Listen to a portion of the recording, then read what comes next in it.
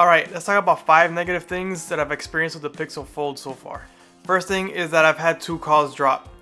I can't say with any certainty that it was the Pixel Fold that caused the call to drop, but it's such a rare occurrence for me that it kind of caught my attention. On the first dropped call, the person was traveling, so it could have been that maybe they were switching towers and lost connection.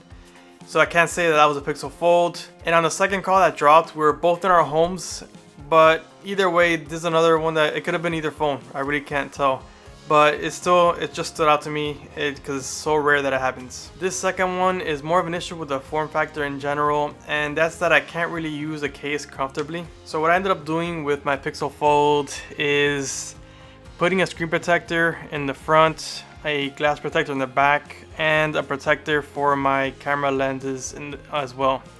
So that's not really going to provide any sort of drop protection, but at least it'll protect against light scratches and scuffs. So that's as much protection as I'm able to really provide, just because I can't stand using the case. The issue with the case is that the front has raised lips to kind of really protect the screen when you place it on the screen itself. And that might be more for like the tabletop mode type of issue. But the issue with that is it kind of messes with the gestures, and also when you're typing, it could kind of interfere with your finger hitting the key closest to the edge.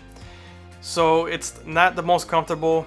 In a scenario where let's say I'm gonna go hiking or something, I will definitely put a case because it's more important that the phone is protected than for it to be comfortable to use. But in everyday life, when I'm at my desk, I'm just going without a case. Number 3 is that I can't save my split screen views. I really enjoy using split screen when I'm working on my budget or doing some research, but with the Pixel Fold, I had to select one app with the split screen option and then search for the other app and tap it so that they both open in split screen view. It's not the end of the world, but I really enjoyed being able to open the split screen view how I want it with a single tap. Now on to number 4.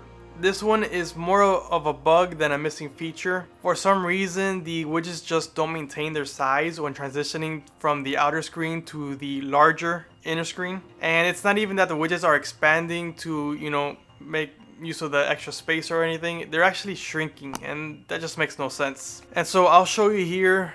So on the outer screen right now, I'm looking at the Netflix widget, and it's showing the one larger video and then 2 smaller options below that. And then as I transition to the larger screen, you'll see that the widget changes from showing those 3 options to just showing the 1 option, which is really how it looks when the widget is set to a smaller footprint. I haven't tried going a little bit bigger to see if that solves the issue like it did for YouTube, because YouTube used to do the same thing until I expanded it even further. But I shouldn't have to make the widget larger than it needs to be in order for it to appear properly in both screens. And it's kind of annoying because the widgets don't always behave the same. They kind of change a little bit depending on the size that they're given. Number 5 is that the phone is priced too high. I believe it should be between $1,400 and $1,600. Although the phone doesn't really behave differently in the majority of cases, it still doesn't have the specs to be between $1,800 and $2,000. Now, this is not saying that I'm not enjoying the phone. I'm actually enjoying it more than the Z Fold 3 that I had,